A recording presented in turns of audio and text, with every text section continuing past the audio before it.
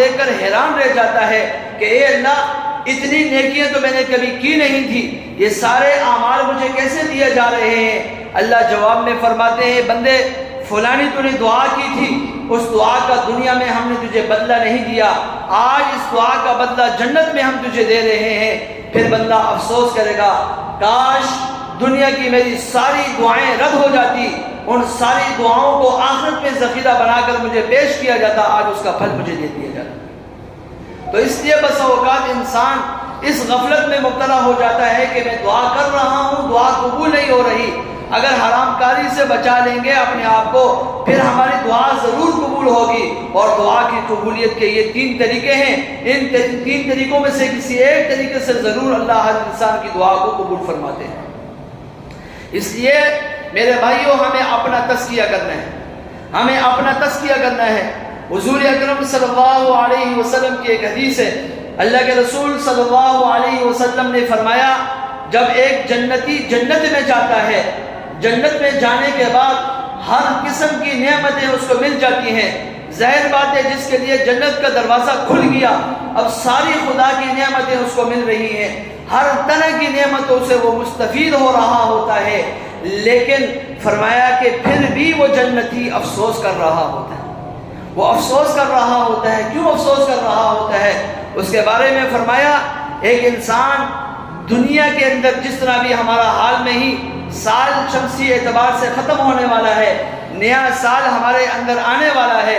اب یہ ہے کہ ایک انسان یہ سمجھتا ہے میں نئے سال میں آ جاؤں گا، اس نئے سال کی خوشی میں وہ بہت کچھ خرافات کر بیٹھتا ہے، لیکن حقیقتاً ہمارے سال گزر گئے، ہمارے مہینے گزر گئے، ہمارے گھنٹے گزر گئے، ہمارے یہ سیکنڈ، یہ لمحات گزر گئے ہیں۔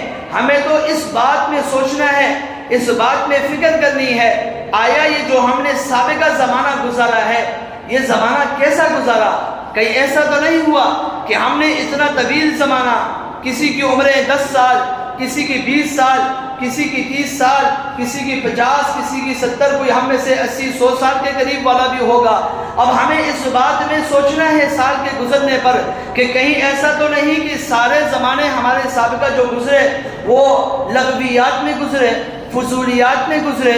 انسان کو فکر دلانی ہے، احساس دلانا ہے کہ کہیں ایسا تو نہیں کہ تم ساری زندگی اللہ سے دور رہے، تم غفلت میں رہے، نافرمانیوں میں رہے، گناہوں میں رہے، اور تم نے اپنے خدا کو بھلا دیا۔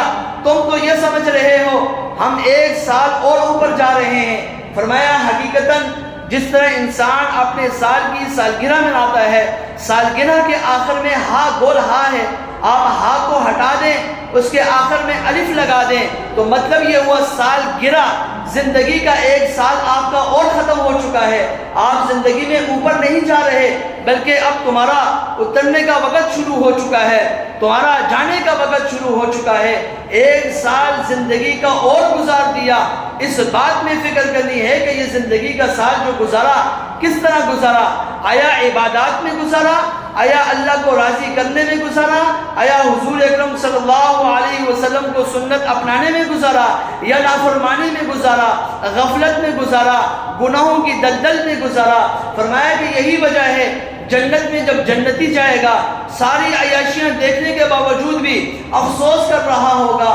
کس بات کا افسوس؟ حضور اکرم صلی اللہ علیہ وسلم نے فرمایا وہ جنتی اس بات کا افسوس کرے گا جب دیکھے گا کہ اس کو دنیا کی ہر نیکی کے بدلے میں اللہ کی جانب سے انعامات مل رہے ہیں، خوب اللہ کی جانب سے بھلائیاں مل رہی ہیں، پھر انسان کہے گا ہائے افسوس، ہائے افسوس، کاش میں دنیا کی زندگی کا 1 گھنٹہ، 1 سیکنڈ، 1 لمحہ قیمتی بنا لیتا، اس وقت میں اللہ کا ذکر کرتا، اللہ کی عبادت کرتا، اللہ کے سامنے ہمیشہ ہمیشہ روتا رہتا، آج اس کا بدلہ مجھے دنیا کا جنت میں دے دیا جاتا، ان بھلائیوں کے بدلے میں دے دیا جاتا۔ لیکن مجھے افسوس اس بات میں ہے میری زندگی کا جو لمحہ گزرا بغیر عبادت کے گزرا، بغیر اللہ کے ذکر کے گزرا، اگر کاش میں اس میں بھی اللہ کا ذکر کرتا آج اس کا نتیجہ میں پا لیتا۔ تو آپ سوچیں ایک جنتی اس بات کا افسوس کر رہا ہے کہ جو لمحہ میں نے بغیر اللہ کی عبادت کے یا ذکر کے گزارا، کاش میں اس میں بھی ذکر کر لیتا۔ کتنے نادان ایسے ہیں جو ساری زندگی غفلت میں گزار رہے ہیں، ان کا افسوس پھر کیسا ہوگا؟ پھر ان کا افسوس کیسا ہوگا؟ حضور اکرم صلی اللہ علیہ وسلم نے فرمایا یہ جنت چٹیل میدان کی طرح ہے، چٹیل میدان کی طرح ہے۔ اس چٹیل میدان کو تمہیں خود باغ بنانا ہے، اس کے اندر پھل لگانے ہیں، بوٹے لگانے ہیں، پودے لگانے ہیں، درخت لگانے ہیں۔ یہ سارا کچھ کیسے لگانا ہے؟ فرمایا یہ اللہ کے ذکر سے لگانا ہے، یہ اللہ کے ذکر سے لگانا ہے۔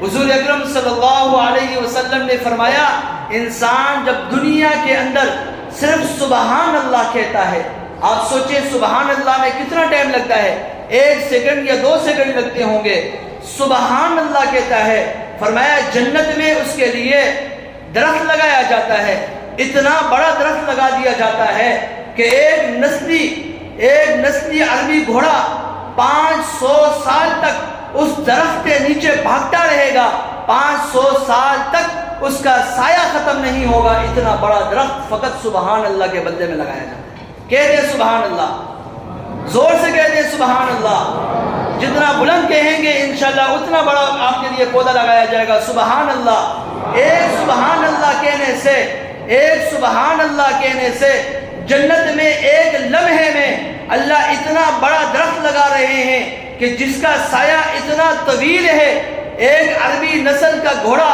500 سال اس کے نیچے بھاگتا رہے، اس کا سایہ ختم نہیں ہوتا۔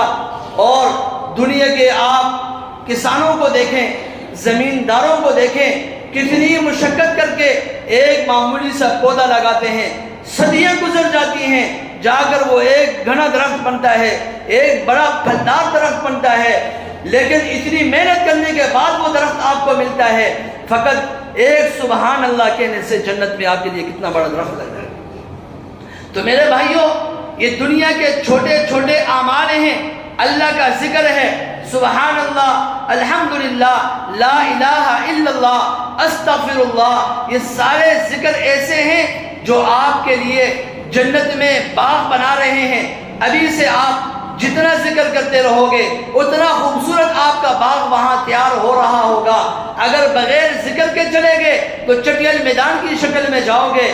کوئی نہیں چاہتا میرا گھر، میرا باغ چٹیل ہو، اس میں کوئی پھل نہ ہو، اس میں کوئی درخت نہ ہو، اس میں کوئی سبزہ ہریالی نہ ہو۔ ہر شخص کی یہ تمنا ہوتی ہے، ایک گھر بناتا ہے، اس گھر کے باہر چھوٹی سی جگہ ہوتی ہے، اس کے لیے مالی رکھتا ہے، خود بھی محنت کرتا ہے، پانی لگاتا ہے، اس میں بیج ڈالتا ہے، درخت لگاتا ہے، پھر خوب محنت کرتا ہے، روزانہ اس کو تیار کرنے کی کوشش کرتا ہے۔ جب وہ تیار ہو جاتا ہے خوشی اور راحت مسرت محسوس کرتا ہے اور خوشی کا اظہار کرتا ہے کہ الحمدللہ میرے گھر کی خوبصورتی میرے اس باغ سے ہے۔ آپ سوچیں ایک جنت ہے اور جنت بھی اللہ کی جانب سے بنائی گئی ہے۔ اگر ہم فقط دنیا کے اندر رہ کر یہ اعمال کرتے رہیں گے انشاءاللہ وہاں ہمارے باغ خود بخود تیار ہوتے رہیں گے۔ تو انشاءاللہ ذکر کریں گے اللہ کا، انشاءاللہ تزکیہ بھی کرنا ہے، اپنی اصلاح بھی کرنی ہے، بزرگوں کی، علماء کی صحبت بھی اختیار کرنی ہے۔ اسی کے ذریعے سے ہم یہ سب کچھ حاصل کریں گے۔ حضرت ابراہیم علیہ السلام اور حضرت اسماعیل علیہ السلام کی اس دعا کے اندر جو تزکیے کا ذکر فرمایا، اس کی بنیادی وجہ مفسرین نے یہی لکھی کہ کوئی بھی قوم اگر یہ چاہتی ہے کہ مجھے فلاح مل جائے، مجھے سعادت مل جائے، فرمایا کہ بغیر تزکیے کے کبھی اس کو سعادت نہیں مل سکتی۔ اگر تم سعادت چاہتے ہو، تم فلاح چاہتے ہو، کامیابی چاہتے ہو، اپنا نام چاہتے ہو، اپنا مقام چاہتے ہو، فرمایا تمہیں اپنا تزکیہ کرانا ہوگا، اپنی اصلاح کرانی ہوگی، اپنے نفس کا علاج کروانا ہوگا، تب جا کر تمہارا جب تزکیہ ہو جائے گا پھر تمہارا مقام اللہ کے ہاں بھی بڑھ جائے گا۔ جب ایک انسان کا مقام اللہ کے ہاں بڑھ جاتا ہے تو دنیا کے اندر اس کا مقام خود بخود بڑھ جاتا ہے۔ اللہ کے ساتھ جب انسان تعلق کو جوڑ لیتا ہے تو دنیا کے ساتھ اس کا تعلق خود بخود جڑ جاتا ہے۔ آج ہمارے معاشرے کے ہر گھر میں، ہر سوسائٹی میں، ہر گلی میں، ہر شہر کے اندر آپ دیکھیں ہر بندہ اپنے پڑوسی سے ناراض ہے، ہر بندہ اپنے پڑوسی کو دیکھنا گوارا نہیں کرتا۔